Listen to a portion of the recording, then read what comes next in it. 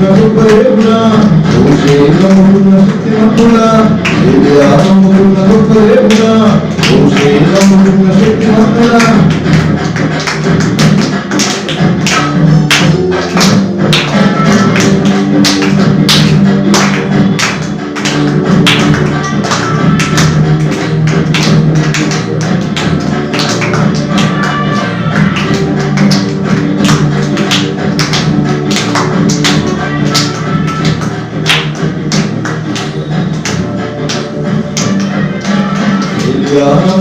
గొప్ప దేవుడా, మోషే నమ్ముకున్న శక్తిమంతుడా, ఏలియా నమ్ముకున్న గొప్ప దేవుడా, మోషే నమ్ముకున్న శక్తిమంతుడా.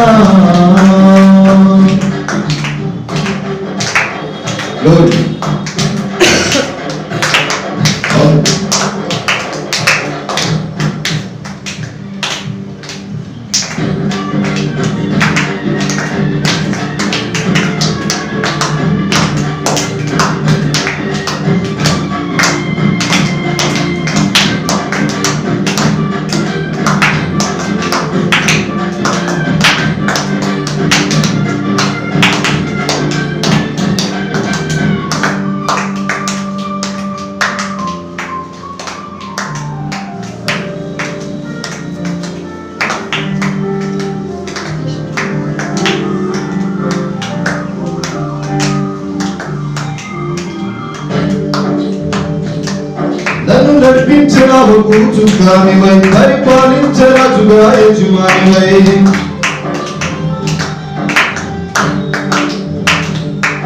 నన్ను నడిపించరావు కూచుగానివై, పరిపాలించరాజుగా యజమానివై. దిక్కులేని నన్ను ఆదరించినవయ్యా, దిక్కులేని నన్ను ఆదరించినవయ్యా, ధైర్యమిచ్చి నాకు స్వస్థమిచ్చినవయ్యా, తోడుగా నీడగా ఉండినవయ్యా. నాకున్న బలమా, నాకున్న ధైర్యం యేసయ్యా, నా అండదండ, నా కొండగొడ్డ నీవయ్యా. నాకున్న బలమా, నాకున్న ధైర్యం యేసయ్యా, నాకున్న దండ, నా కొండగొడ్డ నీవయ్యా. ఏలియా నమ్ముకున్న గొప్ప దేవుడా, మోషే నమ్ముకున్న శక్తిమంతుడా, ఏలియా నమ్ముకున్న గొప్ప దేవుడా, మోషే నమ్ముకున్న శక్తిమంతుడా.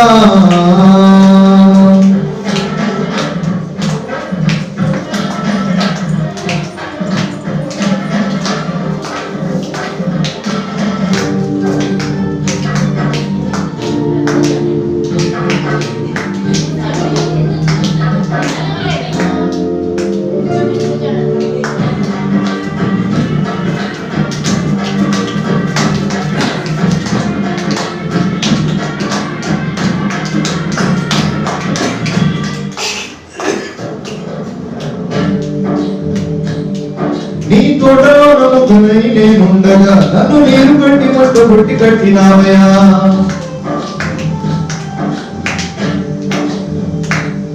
నీ తోటలోని మొక్కనై నేనుండగా, నన్ను నీరు పోసి అడ్డు కట్టి పెంచినావయ్యా. ఫలించి తీగనై ఫలమునివ్వగా, ఫలించి తీగనై ఫలమునివ్వగా, విశ్వాస యాత్రలో నేను ఉండగా, తోడుగా నీడగా ఉండినవయ్యా. నాకున్న బలమా, నాకున్న ధైర్యం యేసయ్యా, నా అండదండ, నా కొండగొడ్డ నీవయ్యా. నాకున్న బలమా, నాకున్న ధైర్యం యేసయ్యా, నా అండదండ, నా కొండగొడ్డ నీవయ్యా. ఏలియా నమ్ముకున్న గొప్ప దేవుడా, మోషే నమ్ముకున్న శక్తిమంతుడా, ఏలియా నమ్ముకున్న గొప్ప దేవుడా, మోషే నమ్ముకున్న శక్తిమంతుడా. వైజలో హల్లెలూయా, హల్లెలూయా. క్రీస్తునందు ప్రియులైన దేవుని ప్రజలారా, మన ప్రభువును లోక రక్షకుడైన యేసుక్రీస్తు ప్రశస్త సమయంలో మీ అందరికీ నా హృదయపూర్వకమైన వందనాలు తెలియజేస్తున్నాను. ఈ సమయంలో వర్తమానంలోకి వెళ్దాం. మీ దగ్గర ఉన్న పరిశుద్ధ దైవ గ్రంథంలో ఒక మాటను చదివి దేవుని యొక్క వాక్యాన్ని ధ్యానం చేద్దాం. ఆదికాండం 28వ అధ్యాయం 11వ వాక్యాన్ని మనం చదివినట్లయితే, అక్కడ మరొక మాట, ఈ ప్రశస్త దినము కొరకు ప్రభు ఏర్పాటు చేశారు. ఒక చోట చేరి అక్కడ రాత్రి నిలిచిపోయి ఆ చోటు రాళ్ళలో ఒకటిని తీసి తనకు తలగడగా తీసి అక్కడ పడుకొనెను. అప్పుడు అతడు ఒక కలగనెను, అందులో ఒక నిచ్చెన భూమి మీద నిలబడి ఉండెను,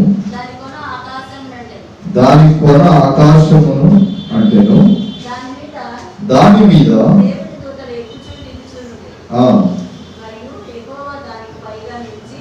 మరియు యెహోవా దానికి పైగా నిలిచి, నేను నీ తండ్రి అయిన అబ్రహాము దేవుడను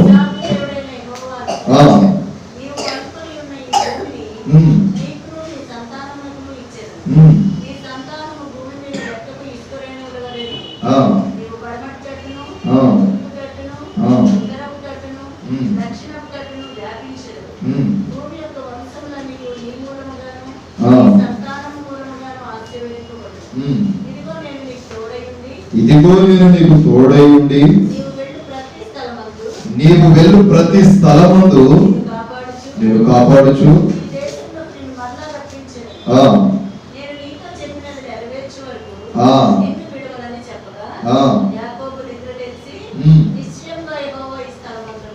ఏ స్థలమందు ఉన్నాడు?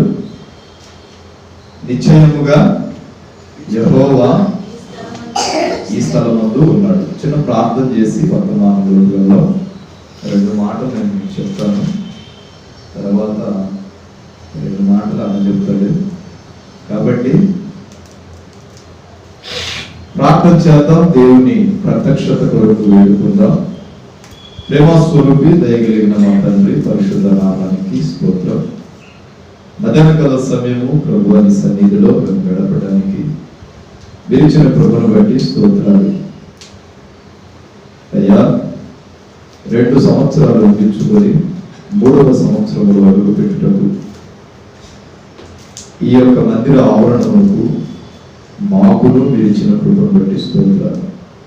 ఈ వార్షికోత్సవపు దినమున నీ సన్నిధిలో గడపడానికి మీరు చూపుని అమూల్యమైన కృపను బట్టి మిమ్మల్ని ఎంతగానో స్తుతిస్తున్నాను. చేరి వచ్చిన బిడ్డలందరినీ మీరు జ్ఞాపకం చేసుకోండి. నాకును మాకును ఈ ప్రజావాహిని ద్వారా వింటున్న ప్రతి ఒక్కరికి ప్రభువా కావలసిన ఆహారాన్ని మీరు పంచమని ప్రార్థన చేస్తున్నాను. అయ్యా, ఈ స్థలములో మీరు ఉన్నారని చదవబడిన వాక్యమును బట్టి స్తోత్రాలు. ఈ ఆవరణమందు మీరు ఉన్నారని విశ్వసిస్తూ తండ్రి, నిలబడివాడు మట్టివాడు కానీ అతనిలో నుండి అతని ముఖ శబ్దాంతరము ద్వారా మాట్లాడగలిగిన వాడు నీవే. వాడు మోషతో మీరున్నారు, నువ్వు వెళ్ళు, నీలో నుండి నేనే నా బిడ్డలతో మాట్లాడతానన్నావు ప్రభువా. కనుక దాసుని మాట నుండి నాతో మాతో కూడి వచ్చిన ఈ ప్రజావాహినితో మీరు మాట్లాడమని, వాక్యము మా అందరికీ అర్థమవులాగా సహాయం చేయమని యేసు ప్రశస్త నామమును ప్రార్థించి అడిగి వేడుకొనుచున్నాను పరలోకపు తండ్రి. ఆమేన్. పరిశుద్ధ గ్రంథమును ఒకసారి పరిశీలన చేస్తే ఇక్కడ ఎవరున్నారు? యాకోబు తన తండ్రిని మోసపుచ్చి, అన్నను మోసపుచ్చి, తల్లి విని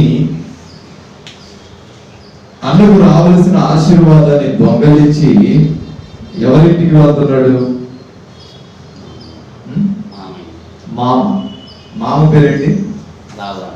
లాబాను ఇంటికి ప్రయాణం వెళుతూ వెళుతూ వెళుతూ అర్ధరాత్రి అయ్యింది. అర్ధరాత్రి అయినప్పుడు ఆ అరణ్యంలో ఒంటరిగా ఒక్కడే ఉన్నాడు. దేవుని బిడ్డలారా, ఒంటరిగా ఒక్కడే ఉన్నప్పుడు ఆ స్థలమునందు అతడు ఒక రాయిని తీసుకొని ఎక్కడ పెట్టాడట? తలగడగా పెట్టుకొని నిద్రపోవడానికి ఏర్పాట్లు చేసుకుంటున్నాడు. ఎప్పుడైతే నిద్రపోవడానికి ఏర్పాట్లు చేసుకుంటున్నాడో ఆయన తలగడగా పెట్టుకున్న ఆ రాయి దగ్గర కళ్ళు మూసుకొని అతడు నిద్రిస్తూ ఉన్నప్పుడు ఆకాశము నుండి భూమికి ఒక నిచ్చెన కనబడిందంట.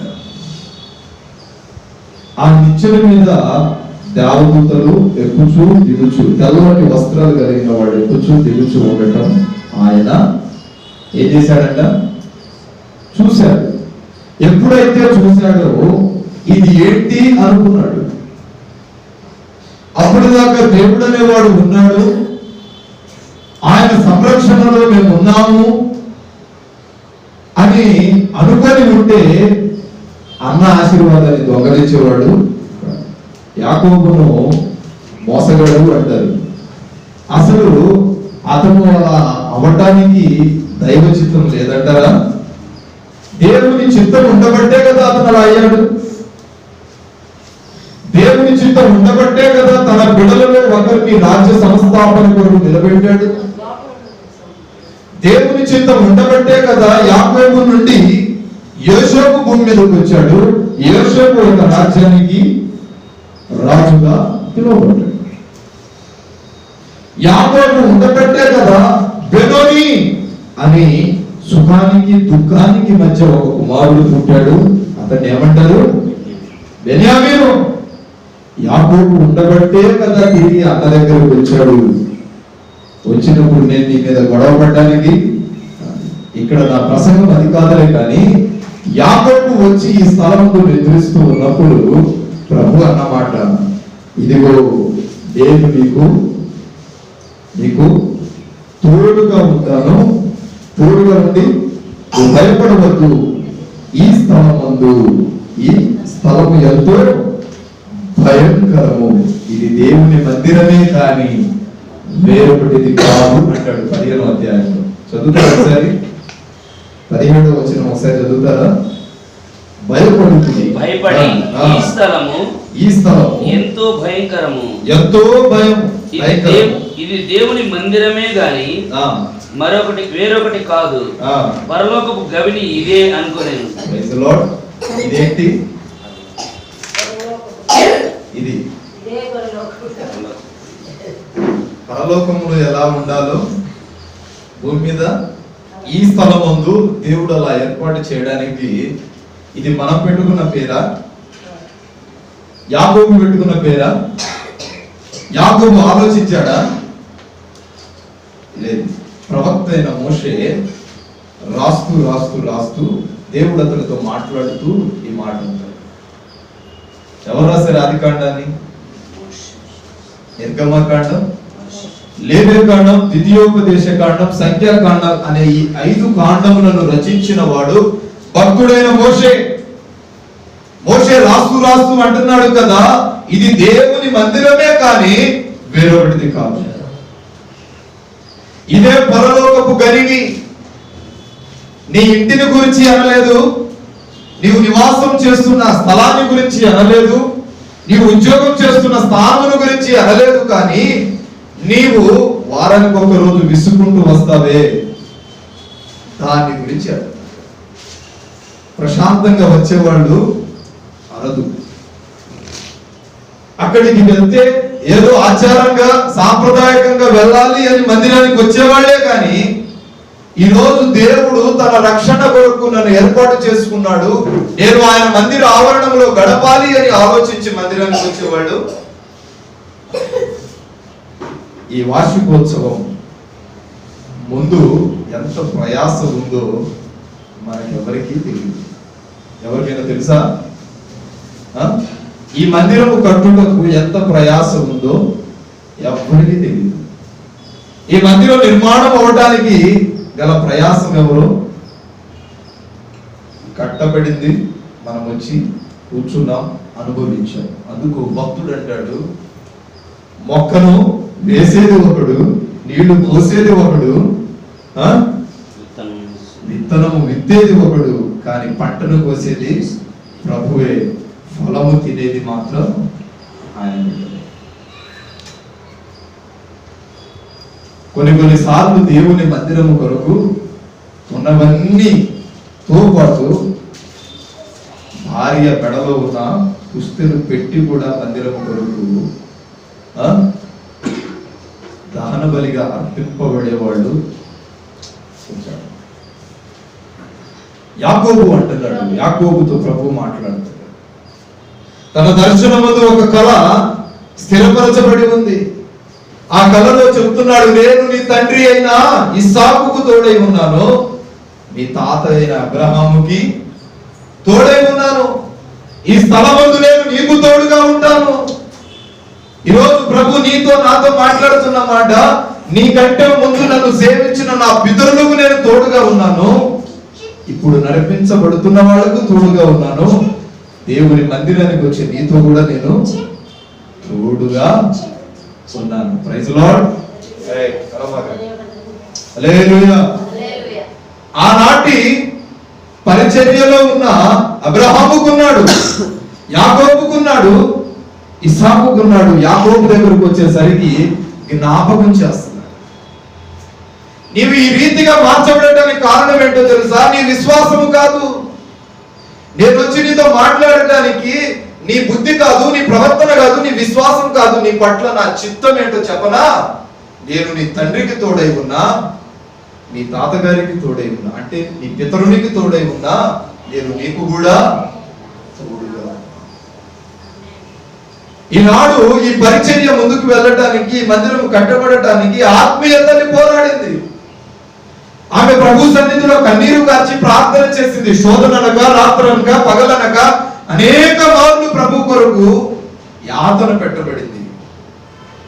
ఆ తర్వాత దేవుడు ఆమె కాలును చేసుకుని వెలిగిన తరువాత పరిచర్యను ఆపేస్తాడా? ఆపుకుంటాడా? చెప్పండి.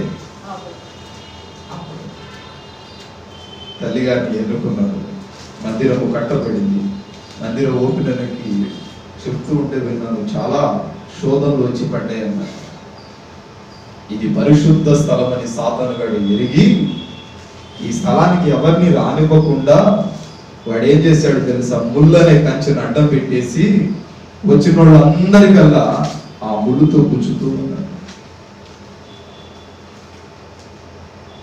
ఈ నా మందిరము సమస్త జనులకు ప్రార్థనా మందిరం అని రాయబడింది, కానీ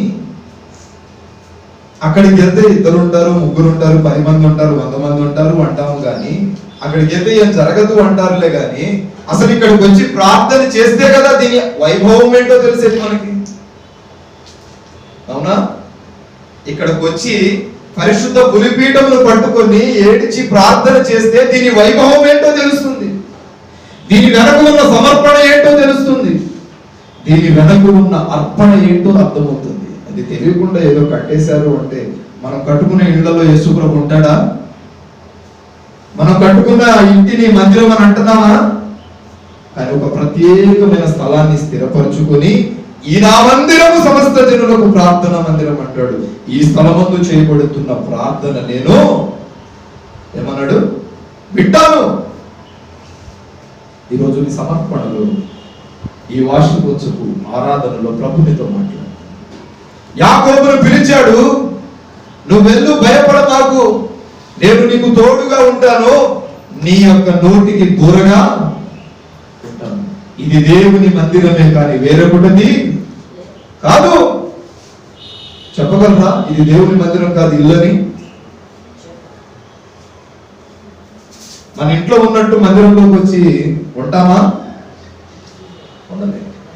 అందుకు 17వ అధ్యాయంలో భయపడి ఈ స్థలము ఎంతో జాగ్రత్తగా కూర్చోవాలి, జాగ్రత్తగా ప్రభుని ఆరాధించాలి. మనము దైవ చిత్తములో, దైవ సంరక్షణలో ఉన్నాము అనే విషయము దేన్ని బట్టి తెలుస్తుంది అంటే, నీ ఉండే విధానాన్ని బట్టి తెలుస్తుంది. ఇది చాలా భయంకరమైన ప్రదేశం. అవునా? ఎలా పడితే అలా ప్రవర్తించడానికి, ఎలా పడితే అలా ఉండటానికి మన ఇల్లు కాదు కదా. చదవండి, ఇక్కడ వచ్చింది 18. మరియు అతడు ఈ స్థలమునకు ఏమని పేరు పెట్టాను? బేతేలు అని పేరు పెట్టాను. ఆ 5వ వచనములో అంటాడు కదా, ఇదే పరలోకపు గనివి. ఏంటి పరలోకపు గనివి అనేది ఏంటంటారు అంటే, దేవుడు నివాసము చేయు ప్రదేశాన్ని అంటారు. పరలోకంలో ఎలా ఉంటుందో భూమి మీద అలా ఉన్న ప్రదేశాన్ని ఏమంటాము? పరలోకపు బయట బోర్డు రాశారా? దేవుడు మాట్లాడితేనే రాస్తాడు. చూద్దాం ఇంకో మాట, రిఫరెన్స్ చూద్దాం. నిర్గమకాండం 3వ అధ్యాయము 5వ వాక్యం. నిర్గమకాండం 3వ అధ్యాయము. అందుకు ఆయన దగ్గరకు రావద్దు, నీ పాదముల నుండి నీ చెప్పులు విడువుము, నీవు నిలిచి ఉన్న స్థలము పరిశుద్ధ ప్రదేశము అనెను. మరియు ఆయన మోషే ఇక్కడ నిర్గమకాండంలో తెలియపరుస్తున్నాడు. అందుకు ఆయన దగ్గరకు రామాకు, ఎక్కడికి? గుహ దగ్గరికి వెళుతున్నాడు. అది మండుచూ ఉంది.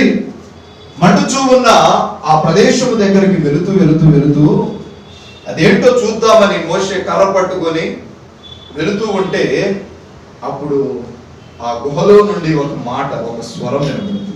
ఏమని? నీవు దగ్గరికి రామాకు. ఎందుకన్నాడు? కింద వచ్చిన వాళ్ళు చదవండి.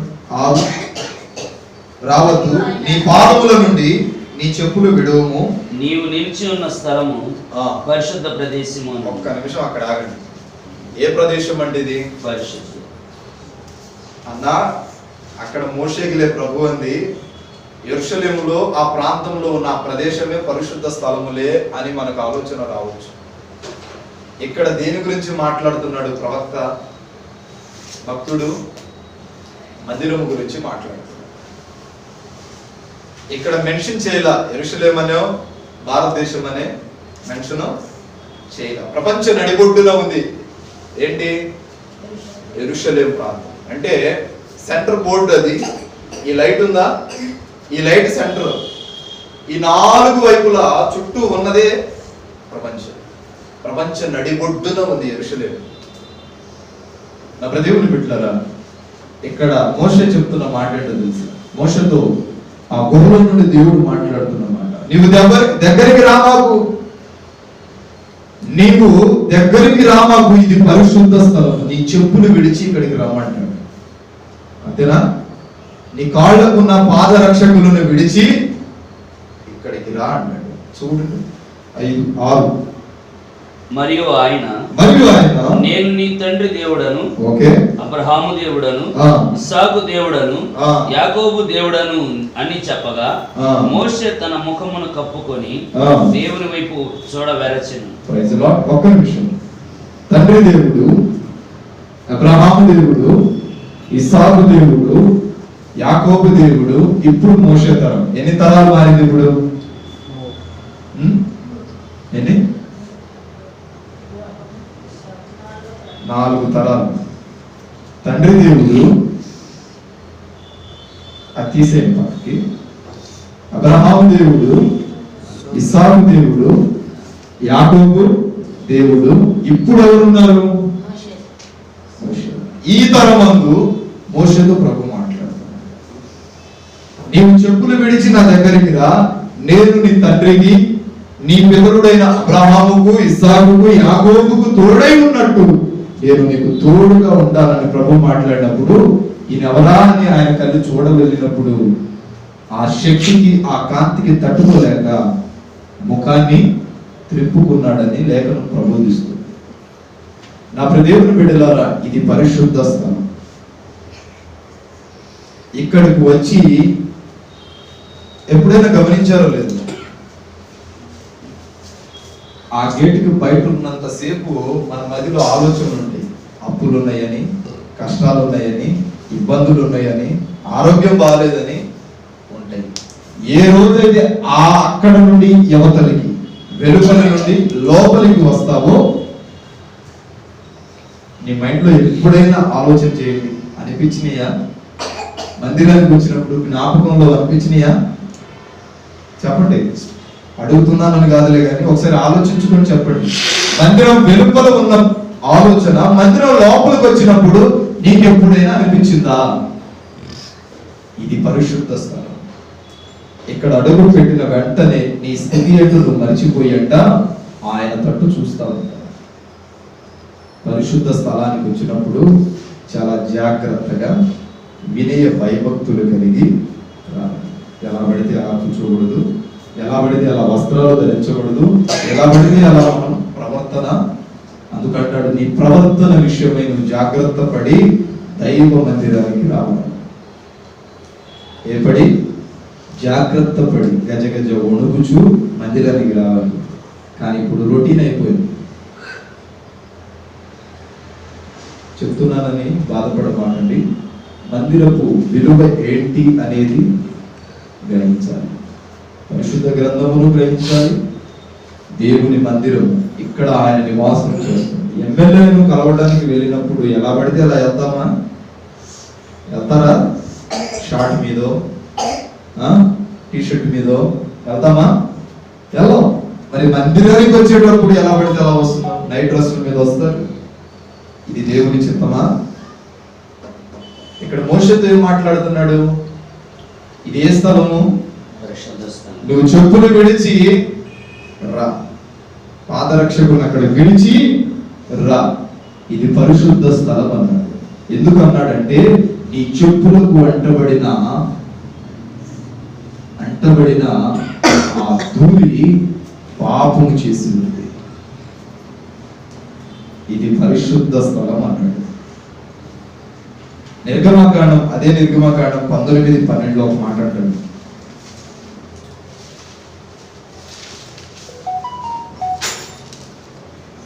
నీ తోడు లేక నీ ప్రేమ లేక ఇలలోనయే ప్రాణి నిలువలేదు. నీ తోడు లేక నీ ప్రేమ లేక ఇలలోనయే ప్రాణి నిలువలేదు. అడవి పువ్వులే నీ ప్రేమ పొందగా, అడవి పువ్వులే నీ ప్రేమ పొందగా, నా ప్రార్థన ఆలకించుమా ప్రభువా, నా ప్రార్థన ఆలకించుమా. ఎన్ని తలచినా నేనేది అడిగినా జరిగేది నీ చిత్తమే ప్రభువా, జరిగేది నీ చిత్తమే. Praise Lord. నీవు చుట్టూ ప్రజలకు మేరని ఏర్పరిచి, మీరు ఈ పర్వతము ఎక్కవద్దు, దాని అంచులు ముట్టవద్దు, భద్రముసుని, ఈ పర్వతము ముట్టు ప్రతి వానికి మరణశిక్ష తప్పక విధింపబడవలెను. Praise lord. అది అలాగే ఉంచి యెహోషువ గ్రంథం 5వ అధ్యాయము 15వ వచనం. యెహోషువ ఎవరు? మోషే యెహోవా సేనాధిపతి, నీవు నిలిచి ఉన్న ఈ స్థలము పరిశుద్ధమైనది. పాదరక్షలను తీసివేయమని యెహోషువతో చెప్పగా, యెహోషువ అలాగే చేసెను. చదవండి. ఆ అధ్యాయం అయిపోయింది. నెక్స్ట్ అధ్యాయం. ఆ కాలమున ఇశ్రాయేలీయుల భయం చేత ఎవడునూ వెలుపలికి పోకునను, లోపలికి రాకునను, యెరికో పట్టణ ద్వారము గట్టిగా మూసివేయబడెను. యెహోవా యెహోషువతో ఇట్లనెను, నేను యెరికోను దాని రాజును పట్టణములో గల సూరులను నీ చేతికి అప్పగించుచున్నాను. మీరందరూ యుద్ధ సన్నద్ధులై పట్టణమును ఆవరించి ఒక మారు దాని చుట్టూ తిరగవలెను. అలాగూ 6 దినములు చేయించు రావలెను. 7 యాజకులు పొట్టేలు కొమ్ము కూరలను పట్టుకొని ముందుగా నడవవలెను. 7వ దినమున మీరు 7 మార్లు పట్టణం చుట్టూ తిరుగుతుండగా ఆ యాజకులు కూరలు నూరవలెను. మారక ఆ కొమ్ములతో వారు ధ్వని చేయుచుండగా మీరు కూరలతో నిండినప్పుడు జనులందరూ ఆర్భాటంగా కేకలు వేయవలెను. Praise lord. ఇక్కడ 5:15 అంటాడు, అందుకు సేనాధిపతి నీవు నిలిచి ఉన్న ఈ స్థలము పరిశుద్ధమైనది, నీ పాదరక్షలను తీసివేయమని యెహోషువతో చెప్పగా యెహోషువ అలాగు చేశాడు. ఆ కాలమున ఇశ్రాయేలీయుల భయము చేత ఎవడును వెలుపలికి పోకుండా లోపలికి రాకుండా యెరికో పట్టణపు ద్వారము గట్టిగా మూసివేయబడెను. అప్పుడు యెహోవా యెహోషువతో ఇట్లనెను, చూడుము, నేను యెరికోను దాని రాజును పరాక్రమము గల శూరులను నీ చేతికి అప్పగించుచున్నాను. మీరందరూ యుద్ధ సన్నద్ధులై ఆ పట్టణంను ఆవరించి ఒక మారు దాని చుట్టూ తిరగవలెను. అలాగూ 6 దినములు చేయుచు రావలేను. 7 యాజకులు పొట్టేళ్ల కొమ్ములను బూరలను పట్టుకొని అదంతా చదువుతూ ఉంటే ఎన్ని దినాలు అన్నాడు? 7 దినాలు. 6 దినాలు ఏం చేయాలంట? 7వ దినము బూరలు ధ్వని అంటే ఏంటి?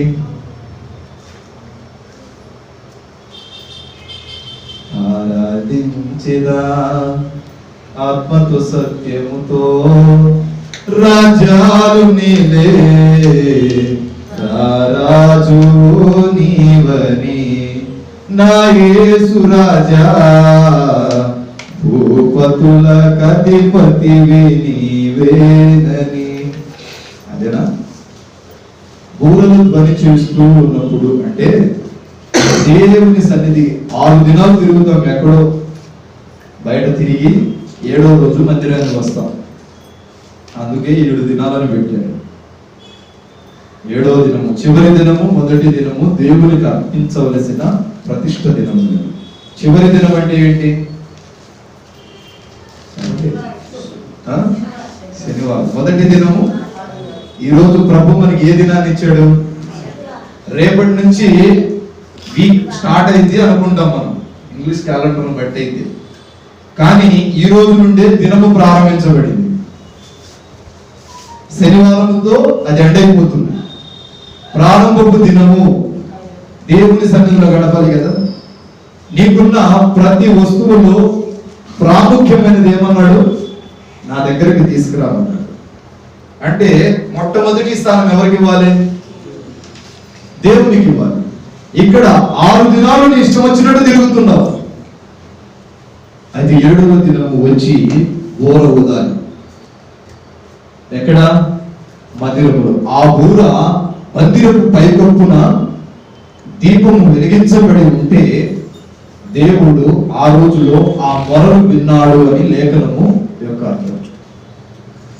6 దినాలు తిరిగి వస్తావు. 7వ దినము నీవు వచ్చినప్పుడు నువ్వు ఊదే ఆ బూరలో నువ్వు ఎంత శక్తి కలిగి ఉండి బూర ఊదుతూ ఉన్నప్పుడే మందిరపు పైకప్పు మీద ఒక దీపం ఉంటుంది. ఆ దీపము వెలిగించబడాలి.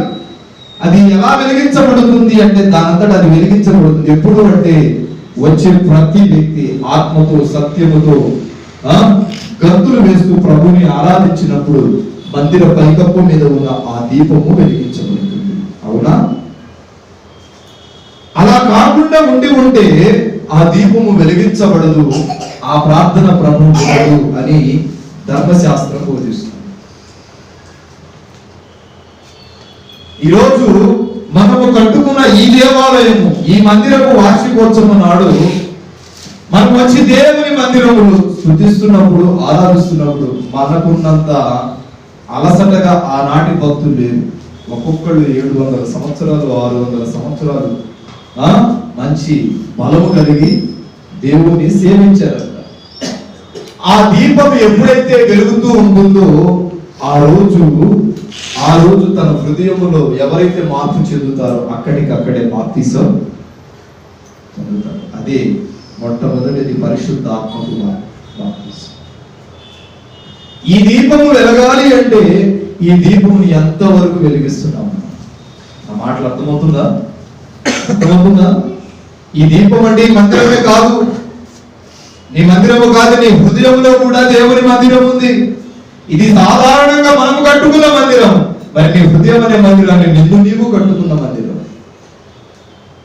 నిన్ను నీవు 6 దినాలు ఎక్కడైనా తిరుగు, 7వ రోజు ఆయన సన్నిధికి వచ్చి ఈ మందిరములో మంట మండాలంట.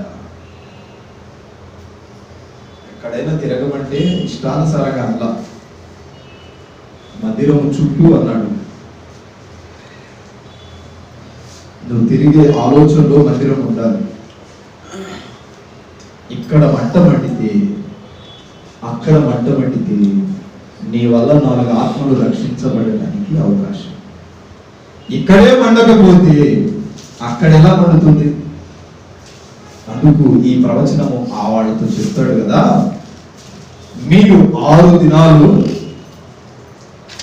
తిరిగిన 7వ దినము మీరు వచ్చి బూరలు ఊదినప్పుడు ఆ ఎనర్జీ అంటారు కదా, ఎంత నిలబడినా బలంగా మాట్లాడతాడు అనుకుంటాం కదా, చాలా బలంగా ఉంటారు అనుకుంటాం కదా, బలంగా ఉండి వీణ వాయిద్యములు వాయిస్తారు అంటారు కదా. ఆ వీణ వాయిద్యములు 6 దినాలు నువ్వు తిరిగి 7వ దినము వాయించేటప్పుడు నువ్వు ఎంత బలంగా వాయిస్తే అంత బలంగా ఆ దీపం వెలిగించబడుతుంది.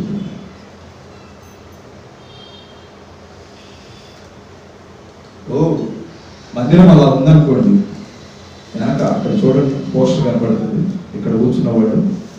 మందిరం అలా ఉంది అంటే ఆ పైకప్పులో ఉంది కదా 4 దీపస్తంభాలు, సెంటర్లో ఒక దీపస్తంభం ఉంటుంది.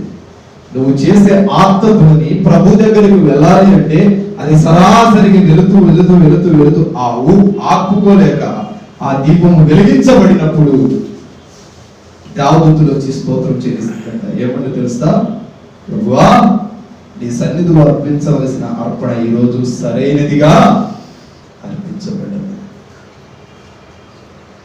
మనం ఆరాధన చేసేటప్పుడు హృదయం దేవునికి ఇచ్చేయాలి, శరీరం ఇక్కడే వదిలిపెట్టేయాలి.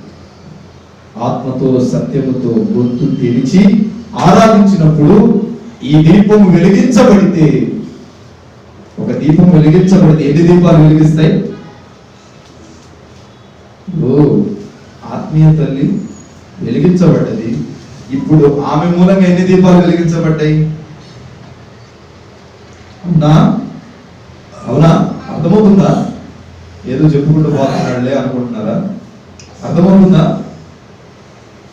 ఇప్పుడు నా తండ్రి వెలిగించబడ్డాడు, ఆయన సమస్యలు ఇబ్బందులు అవమానాలన్నిటిని ఎదుర్కొని వెలిగించబడ్డాడు.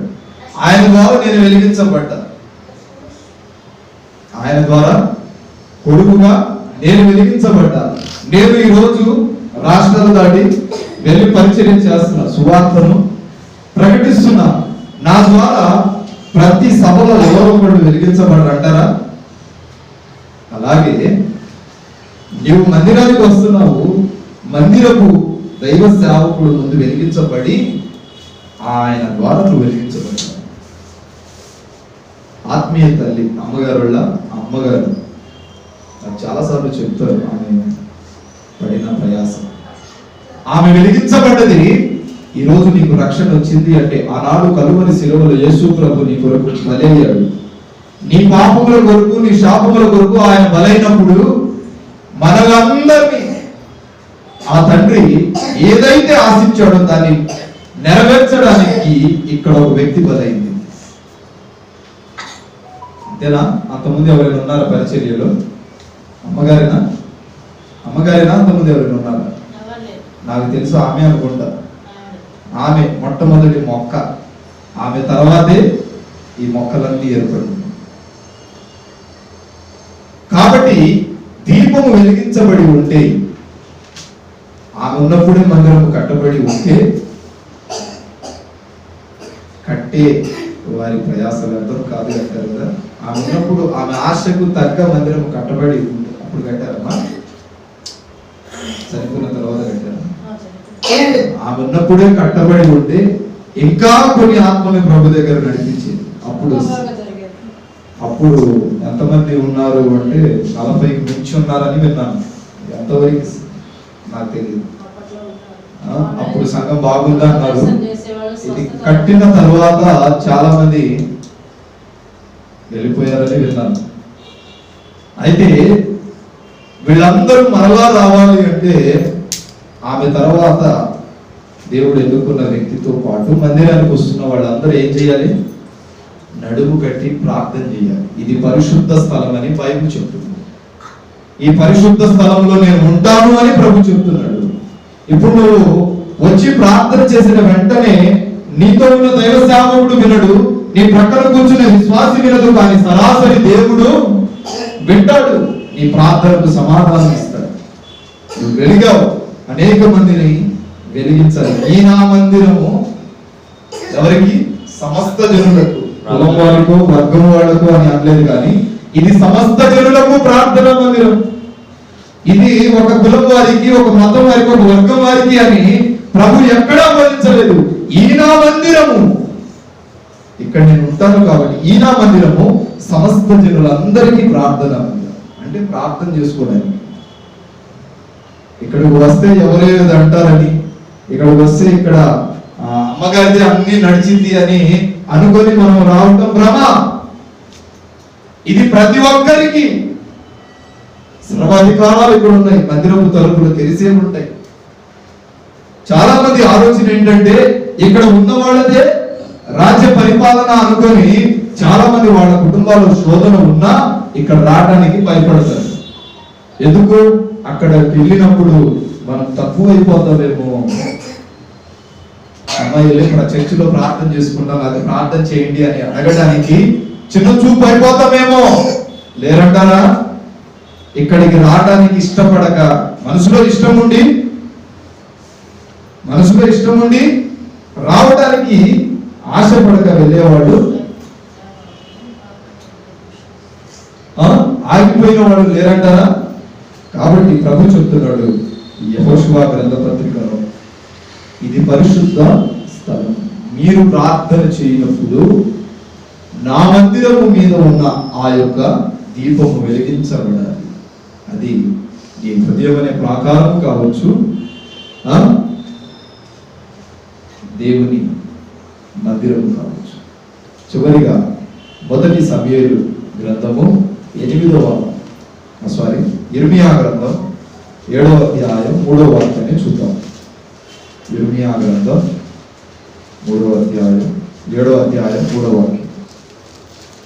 సైన్యములకు అధిపతియు ఇశ్రాయేలు యొక్క దేవుడునగు యెహోవా ఎలాగ సెలవిస్తున్నాడు, నేను ఈ స్థలమున మిమ్మల్ని నివసింపజేయనట్లు మీ మార్గములను మీ క్రియలను దిద్దుకొనండి.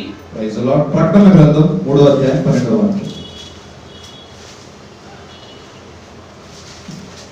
ఉద్యానవనములో పెంచబడిన దానా వినిపించుము నీ స్వరము ప్రభువుకు. ఉద్యానవనములో పెంచబడిన దానా వినిపించుము నీ స్వరము ప్రభువుకు. ప్రకటన 3వ అధ్యాయం 12. జయించువానిని నా దేవుని ఆలయములో స్తంభముగా చేసేదను. అందులో నుండి వాడు ఇక మీదట ఎన్నటికి వెలుపలిపోడు. జయించే వారిని ఎవరిని జయించాలి? శరీరాశ, నేత్రాశ, జీవపు దంభమును జయించేవారు నా మందిరములో స్తంభముగా ఉంటారట. వాళ్ళు ముందు లోకాన్ని జయించి వచ్చారు. జయించి వచ్చి నా మందిరంలో ఒక స్తంభముగా వాళ్ళు నిలబెడతారు. వాళ్ళకి సమస్య వచ్చిన, కష్టం వచ్చిన, బాధ వచ్చిన, ఇబ్బంది వచ్చిన, అవమానం కలిగిన, శోధన కలిగిన వాళ్ళు మందిరంలో నుండి బయటికి వెళ్ళారట. ఈరోజు నా మాటలు ముగించడానికి వస్తున్నాను. ఈ లోకాన్ని జయించి దేవుని ఆలయములో స్తంభముగా ఉండటానికి నీవు సిద్ధపడితే ఆ రీతిగా ప్రభు నిన్ను నడిపించడానికి, పూనుకోవడానికి సిద్ధపడ్డాడు. కాబట్టి నా దేవుని ఆలయములో మిమ్మల్ని స్తంభముగా నిలబెడతాను. జయించాలి. ఈ లోకమును జయించి మనకు నిలబెట్టినప్పుడు మన కంటి ముందు దేవుని ప్రత్యక్షత తప్ప మరొకటిది ఏది కనబడదు. జయించే వారికి దేవుడు తన సింహాసనాన్ని ఇస్తాడంట. జయించే వాడిని దేవుడు తన యొక్క సింహాసనం తన కుడి చేతి వైపున కూర్చోబెట్టుకుంటాడు. కాబట్టి ఎట్టి రీతిగా నడవబడదాం, దేవుని మాటల ప్రకారంగా నడుద్దాం. దేవుడి కొద్ది మాటలు దీవించుగాక. చిన్న ప్రార్థన చేద్దాం. ప్రేమాస్వరూపి, దయగలిగిన తండ్రి, పరిశుద్ధ నామమును బట్టి స్తోత్రం.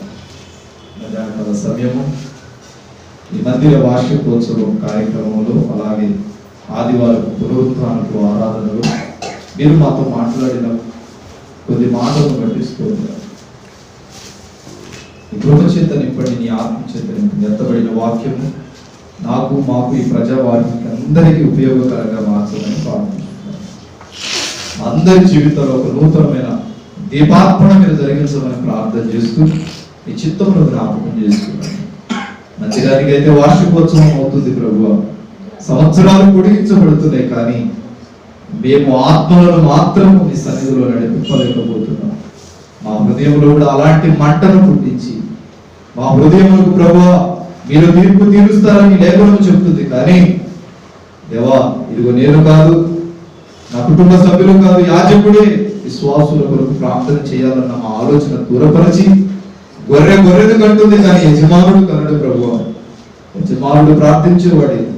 కాబట్టి ఈ మందిర ఆవరణంలో అనేక మంది వచ్చి కూడి ప్రార్థన చేస్తారు. తండ్రి లోక పాపములను మోసుకొని పోతున్నా దేవా మీ వైపు చూసి ఏది చూసే వాక్యం అందరికీ మీరు ప్రకటన చేయాలి.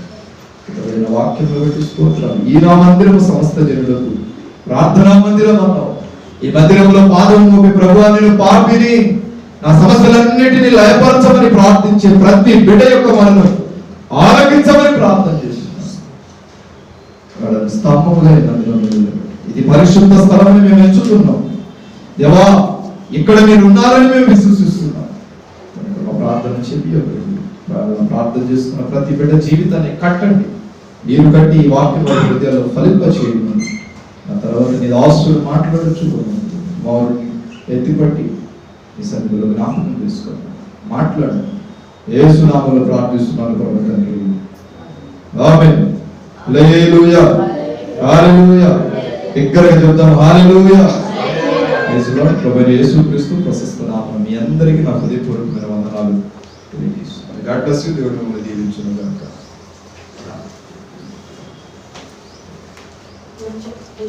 ఎక్కువ సమయం కాకుండా లేట్ అయిందంటే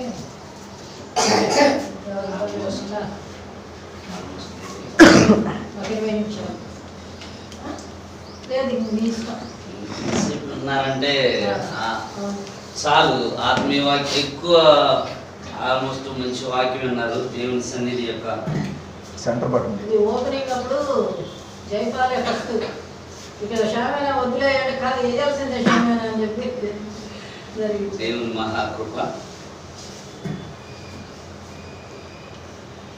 మీకు ఏదో బోధించినట్టు నేను రాలేదు అన్నారు కాబట్టి 2 మాటలు మాత్రమే చెప్తాను, ఒక 2-3 నిమిషాలు. ఈరోజు దేవుడు మనతో మాట్లాడింది యాకోబు యొక్క జీవితంలో జరిగిన ఒక సంఘటన. తన జీవితంలో అనుకోని భయంకరమైన పరిస్థితుల్లో, ఆ ఎడారిలో అరణ్యంలో అర్ధరాత్రి వేళ వెళ్తున్న పరిస్థితుల్లో ఒక రాయిని తీసుకొని తలగడగా చేసుకొని పడుకున్న సందర్భంలో ఆయన తెల్లవారు లేచి చూచిన తర్వాత ఆ రాత్రి కాలంలో ఏం జరిగిందో దేవుని సన్నిధిని ఆయన చూసినట్లుగా, అనుభవించినట్లుగా మనం చూస్తూ ఉన్నాం. అంటే ఆ తర్వాత నిర్గమకాండంలో ఆ స్థలాన్ని పరిశుద్ధ ప్రదేశముగా, దేవుని యొక్క సన్నిధిగా దేవుడు మనతో మాట్లాడారు. అయితే ఇప్పుడు ఒక సందర్భం చెప్పారు, ఇది నాకైతే జ్ఞాపకం లేదు. జ్ఞాపకం అంటే తగిన వాక్యం సిద్ధపడి వచ్చేవాడిని. అయితే సందర్భానుసారంగా ఒక మాట, యెషయా గ్రంథము 6వ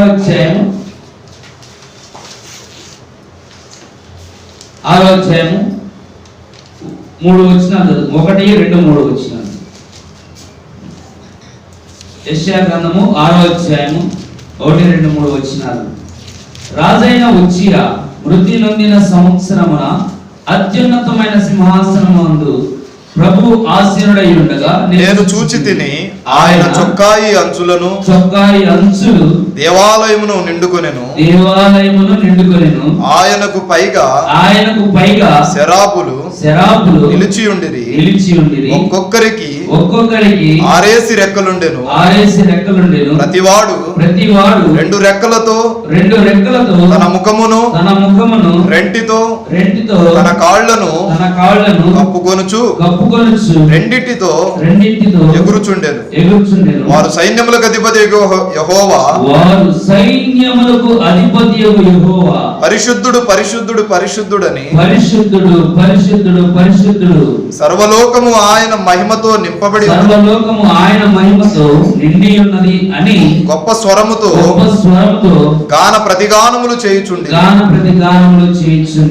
ప్రార్థన చేసుకుందాం. మహాపరిశుద్ధుడా, మా ప్రియ పరలోక తండ్రి, ఈ పరిశుద్ధమైన పాదములకు వందనములు చెల్లిస్తున్నాం. ఈ మధ్యాహ్నకాలపు సమయమందు మీరు మాకు ఇచ్చిన శ్రేష్టమైన సమయం బట్టి వందనాలు. ఇంతవరకు పాటల ద్వారా నేను స్తుతించి కీర్తించే భాగ్యమును మాకు ఇచ్చినందుకు వందనాలు. అయ్యా, ఈ మందిరం యొక్క నాయన నా తండ్రి ప్రతిష్ట దినమున అనుకోని కారణం చేత ఈ రోజు నాయన మమ్మల్ని నడిపించినందు చేత మీకు వందనాలు చెల్లిస్తున్నాం. ఎంతవరకు నీ సన్నిధి యొక్క విలువ అయా యాకోబు తన కలలో చూసినది నిజముగా ఇది భయంకరమైన ప్రదేశం, అంటే పరిశుద్ధ స్థలము అని నా తండ్రి తను గ్రహించి నా తండ్రి ఒక తీర్మానం చేసుకున్నట్లుగా నీతో ఒక నిబంధన చేసుకున్నట్లుగా మేము చూస్తున్నాం.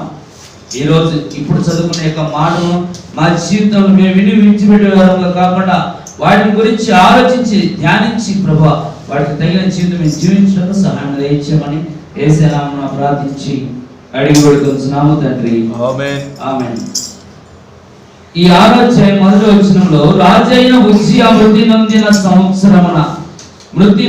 సంవత్సరం అంటే చనిపోయిన దినమునకు బట్టి చెప్పాలని కాదు, కానీ మృతి నొందిన సంవత్సరం అసలు ఏముంది ఈ అధ్యాయంలో 13 వచనాలు ఉన్నాయి. ఒక వ్యక్తి తనకు కలిగిన యాకోబు ఇందాక మనం చదువుకున్న దాంట్లో ఆదికాండంలో తన జీవితంలో తనకు కలిగిన దర్శనము, తనకు కలిగిన కళను బట్టి తన అనుభవాలు ఆ మోషే రాయించారు. ఆ మాటలో యాకోబు జీవితంలో ఆనాడు ఏం జరిగిందో. అయితే ఇప్పుడు మనం చదువుకునే సందర్భంలో కూడా రాజైన ఉజ్జియా మృతి నొందిన సంవత్సరమున అత్యున్నతమైన సింహాసనమును అందు ప్రభు ఆసీనుడై ఉన్నట్లుగా ఇక్కడ యెషయా గ్రంథంలో మనం చదువుకున్నాం. అయితే మృతి నొందిన సంవత్సరమున ఎవరు అంటే ఉజ్జియా ఎవరంటే ఒక గొప్ప రాజు, యోధారాజు, ఎన్నో గొప్ప కార్యములు దేవుని యందు తన జీవితంలో మొదట్లో దేవుని కొరకు ఎంత ఇష్టడుగా జీవించాడో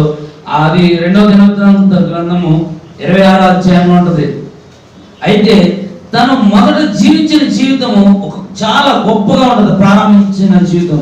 అయితే తన చివరికి వచ్చేసరికి తన జీవితము దేవునిలో లేకుండా దేవుడు ఉన్నట్లుగానే తనకు కలిగిన సంపదను బట్టి, తనకు కలిగిన ఆరాధన బట్టి తను గర్వించిన వాడే తాను చేయబడిన పని దేవునికి చేశాడు. అందును బట్టి దేవుడు తనకు కుష్ఠరోగం ఇచ్చాడు.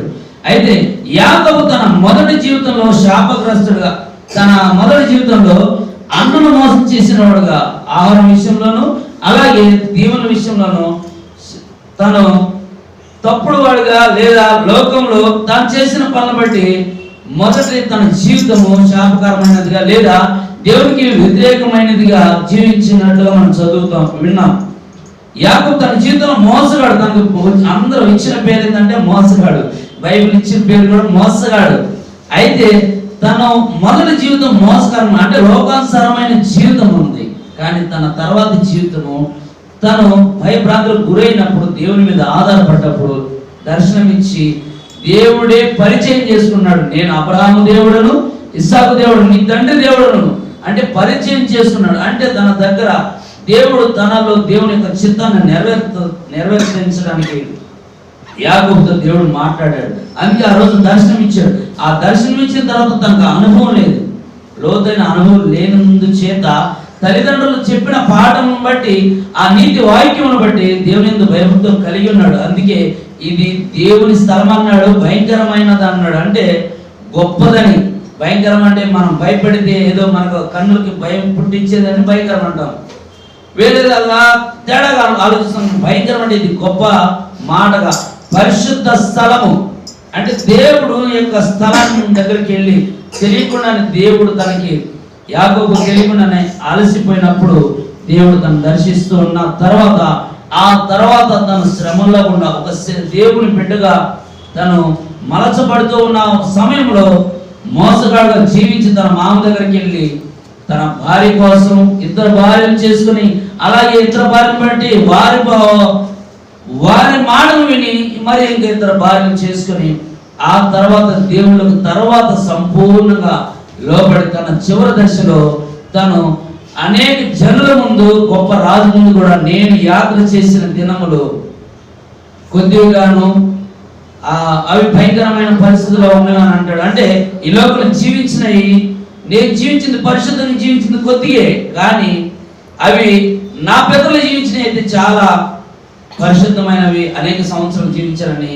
చెప్తూ తన జీవితము పరిశుద్ధంగా ఒక మోసగాడు లోకానుసారంగా ప్రారంభించి ఆ తర్వాత పరిశుద్ధతలో ఉండి తను గురించి ఒక మాట 50 అధ్యాయం చివరలో 49వ అధ్యాయం అనుకుంటా, తను మంచం మీద ఉండి వంగి చనిపోయినట్లుగా చూస్తాం. అంటే తన జీవితం దేవునికి లోపడ్డాడు.